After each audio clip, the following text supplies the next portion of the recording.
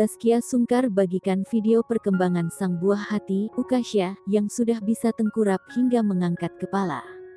Di usianya yang baru seminggu, Ukasha ternyata sudah menunjukkan perkembangan yang cepat. Aksi Ukasha itu pun sukses membuat Irwansyah ikut takjub. Zaskia rupanya sudah melakukan konsultasi dan mendapat rekomendasi dari dokter untuk melatih Ukasha tengkurap dan mengangkat kepalanya sendiri.